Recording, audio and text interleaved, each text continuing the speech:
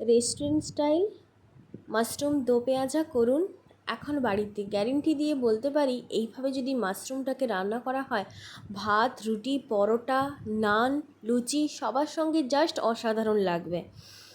এই মাশরুম দো পেঁয়াজা করতে খুব একটা বেশি উপকরণের প্রয়োজন হয় না। সামান্য বাড়িতে যেগুলো উপকরণ থাকে, প্রায় সবার বাড়িতেই উপকরণগুলো থাকে, এগুলো দিয়েই আজ মাশরুম দো পেঁয়াজার রেসিপি আপনাদের সঙ্গে শেয়ার করব বন্ধুরা।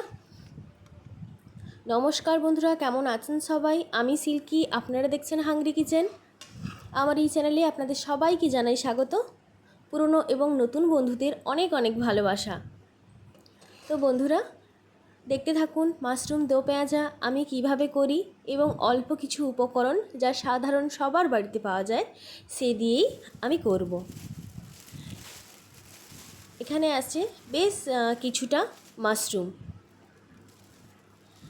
এই মাশরুমগুলো গ্রামাঞ্চলে বাজারে পাওয়া যায়। এই ধরনের মাশরুম দিয়েই আমি করলাম। তো দেখো বন্ধুরা, কত সুন্দর লাগছে না মাশরুমগুলোকে?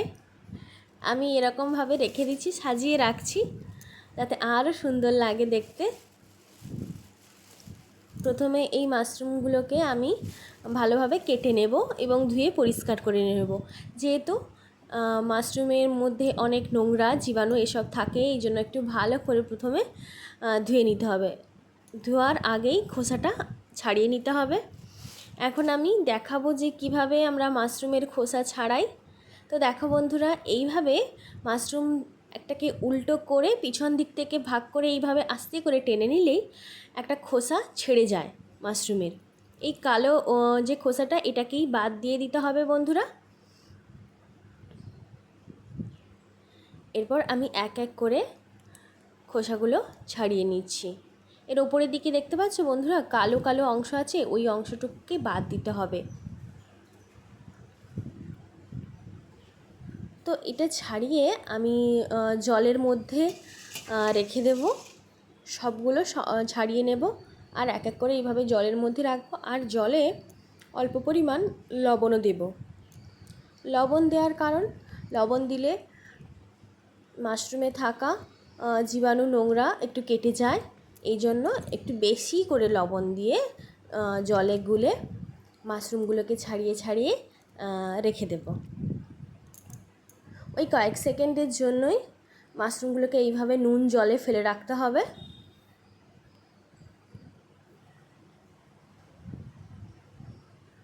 তবে যে সমস্ত মাশরুমগুলো শক্ত হয় আর ফার্মে যে সমস্ত মাশরুমগুলো চাষ করা হয়, ওগুলোকে একটু গরম জলে লবণ দিয়ে ফুটিয়ে নেওয়াই ভালো। এই মাশরুমগুলো একদমই নরম প্রকৃতির হয়, এই জন্য আর জলে ফোটালাম না। তো এইভাবে নুন জলে প্রথমে ধুয়ে নেব।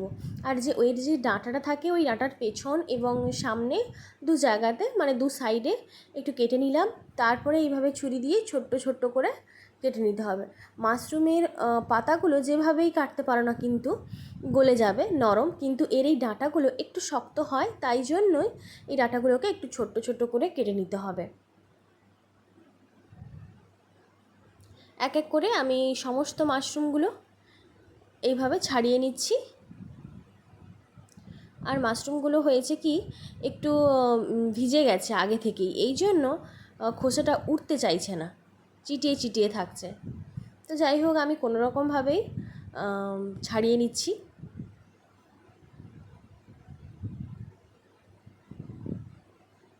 বন্ধুরা, এই মাশরুম দো পেঁয়াজা রেসিপিটা স্কিপ না করে দেখতে থাকুন। আমি যেভাবে তৈরি করছি এইভাবেই তৈরি করবেন বাড়িতে, অসাধারণ লাগবে। বাড়ির সবাই তো অবশ্যই প্রশংসা করবেই, সঙ্গে তোমার নিজেরও খেতে ভালো লাগবে। তো প্রথমে এইভাবে ধুয়ে আমি রেখে দিচ্ছি। এরপরে আমি আরও একটা জল দিয়ে ভালোভাবে ধুয়ে নেব। দেখো বন্ধুরা, জলের কালারটা একদম লাল হয়ে গেছে। জলের কালার, কারণ এই মাশরুম থেকে অনেকটা পরিমাণ লাল রং ওঠে, তাই জলটা এইভাবে লাল হয়ে গেছে।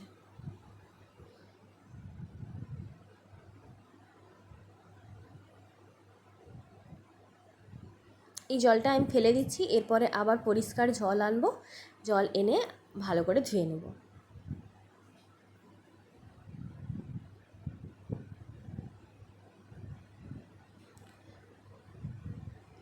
নরম মাশরুম হওয়ার জন্য একদম অল্প হয়ে যাবে রান্নার পর, কিন্তু এই অল্প তরকারি দিয়েই ভাত, রুটি, পরোটা সব কিছুর সঙ্গে ভালো লাগবে। আমি জলটা এইভাবে চিপে চিপে তুলে নিচ্ছি। যদি না চিপে তোলা হয় তাহলে এত পরিমাণ জল থাকবে, তাহলে আর তরকারিই করতে পারা যাবে না। তাই জন্যই এইভাবে বন্ধুরা হাত দিয়ে চিপে চিপে জলগুলো বের করে দিয়ে মাশরুমটা তুলে নিতে হবে। তো চলো বন্ধুরা, এরপরে এই রেসিপিতে দেওয়ার জন্য কিছু উপকরণ লাগবে। উপকরণের মধ্যেই আছে পেঁয়াজ, যেহেতু দু পেঁয়াজ তাই বেশি পরিমাণে পেঁয়াজই লাগবে। প্রথমে দুটো পেঁয়াজকে একদম ছোটো ছোটো করে কেটে নিয়েছি, যতটা মিহি করা যায় ততটা মিহি করে কাটতে হবে। এরপরে কয়েকটা কাজু এবং চারমগজ নিয়েছি, এগুলো বেটে নেব। আর নিয়েছি এইভাবে কেটে রাখা পেঁয়াজ, একটা পেঁয়াজকে 4 খাদি করে নিয়েছি। সেই 4 ভাগটাকে এইভাবে দেখো বন্ধুরা, পেঁয়াজটাকে এইভাবে ছাড়িয়ে নিচ্ছি আমি।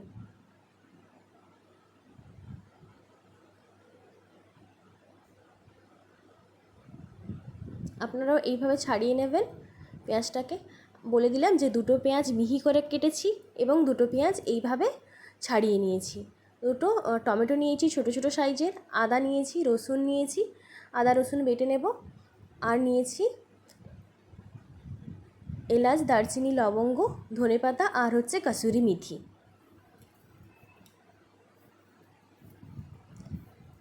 এরপরে কড়াই চাপিয়ে দিয়েছি, কড়াই গরম করে অল্প তেল দিলাম।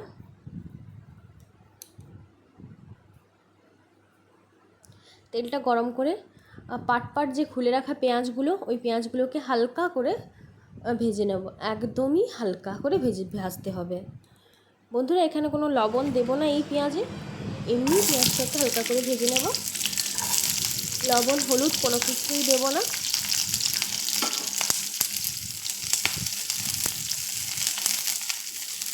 জাস্ট 1 মিনিটের মতো নেড়ে চেড়ে নামিয়ে নেব।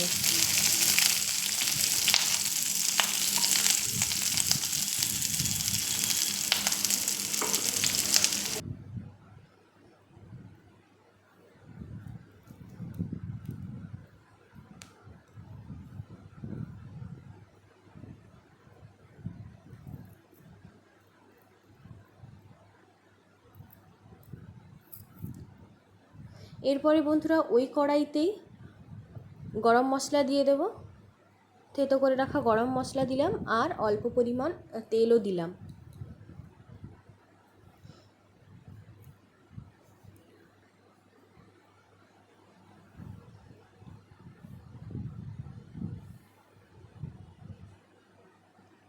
গরম মশলা হালকা একটু ভেজে নেওয়ার পর দিয়ে দিলাম জিরে।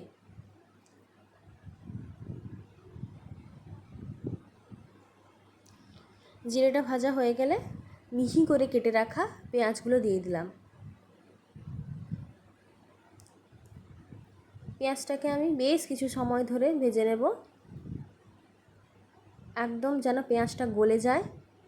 একটু ভালোভাবেই ভাজতে হবে এই সময় পেঁয়াজটা। এরপরে দিয়ে দিলাম রসুন বাটা। একসঙ্গে মশলাটাকে ভালোভাবে কষাতে থাকবো।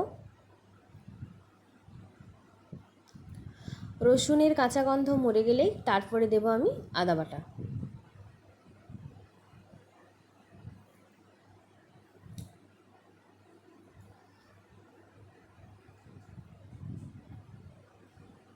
দিয়ে দিলাম আদা বাটা। এরপরে কাজু এবং চারমগজ একসঙ্গে বেটে নিয়েছিলাম, ওই বাটাটা দিয়ে দিলাম 1 চামচ। বন্ধুরা আমি এখানে অল্প পরিমাণ চারমগজ এবং অল্প পরিমাণে কাজু নিয়েছি, একদমই অল্প পরিমাণে। একটু সময় ভেজে নেওয়ার পর, মানে কষিয়ে নেওয়ার পর, টমেটোগুলোও দিয়ে দিলাম। মশলাটাকে খুব ভালোভাবে কষাতে হবে।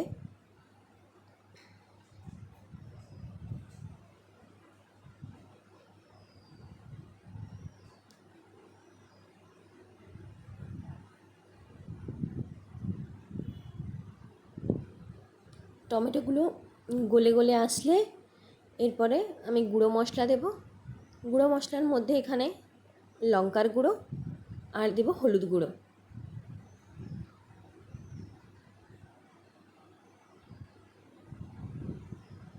গুঁড়ো মশলা দেওয়ার পরেই আমি এখানে অল্প পরিমাণ জল দেব,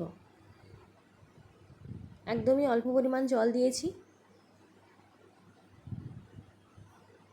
এরপরে দিয়ে দেব লবণ।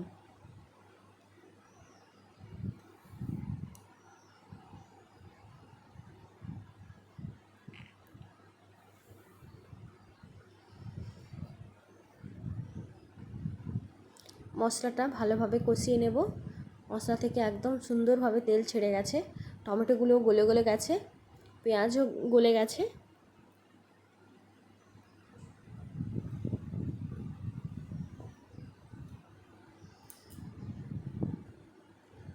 রান্নাটিতে আমি একদমই অল্প পরিমাণ লবণ দিলাম, কারণ মাশরুম একদম অল্প রান্না হয়ে যাবে, এই জন্যই অল্প দিলাম। মাশরুমের পরিমাণ মতোই দিলাম। ধুয়ে রাখা মাশরুমটা দিয়ে দিলাম, দিয়ে হালকা করে কষবো প্রথমে।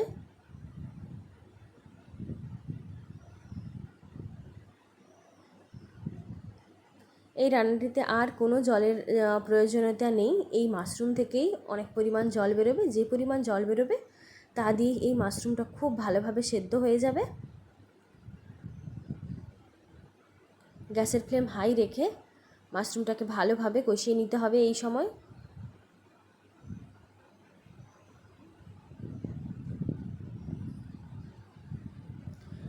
দু মিনিট পর চলে এলাম, দেখলাম যে মাশরুম থেকে অনেকটা পরিমাণ জল বেরিয়েছে।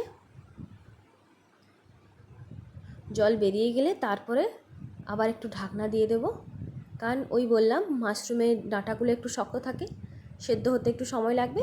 এই জলেই সেদ্ধ হয়ে যাবে ডাঁটাগুলো।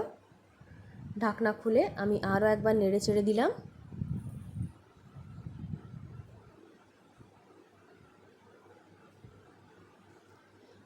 উপর থেকে দিয়ে দিলাম কসুরি মেথি।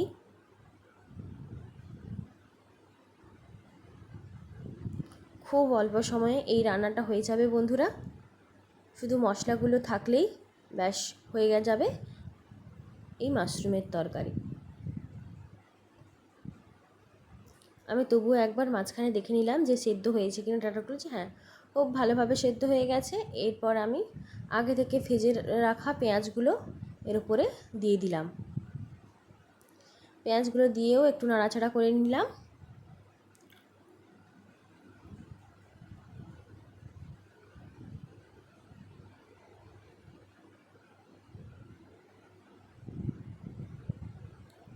সব শেষে ধনেপাতা কুচি দিয়ে নামিয়ে নেব এই মাশরুমের তরকারিটা।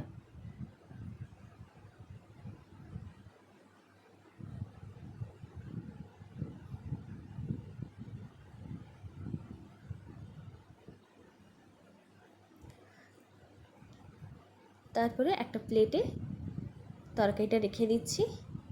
দেখো বন্ধুরা কতটা লোভনীয় হয়েছে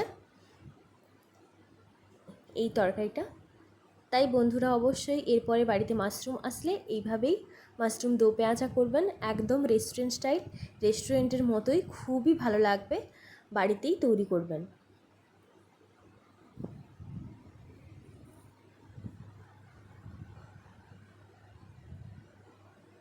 চাইলে আপনারা এখানে ধনেপাতাটা স্কিপ করতে পারেন, আমার হাতের কাছে ছিল তাই আমি অল্প পরিমাণ দিয়ে দিয়েছি।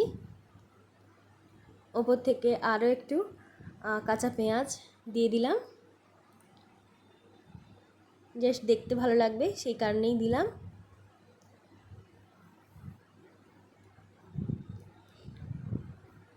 উপর থেকে অল্প পরিমাণ একটু বাটার দিয়ে দিলাম।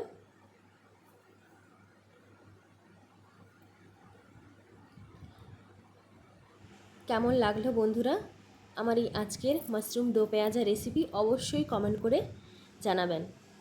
আর যদি আপনি নতুন হয়ে থাকেন আমার চ্যানেলে, প্লিজ বন্ধুরা আমার চ্যানেলটিকে সাবস্ক্রাইব করে পাশে থাকা বেল বাটনটি প্রেস করে দেবেন। সবাই ভালো থাকবেন, সুস্থ থাকবেন, আর কমেন্ট করে জানাতে ভুলবেন না যেন আমার এই রেসিপিটা কেমন লাগলো। টাটা সবাইকে।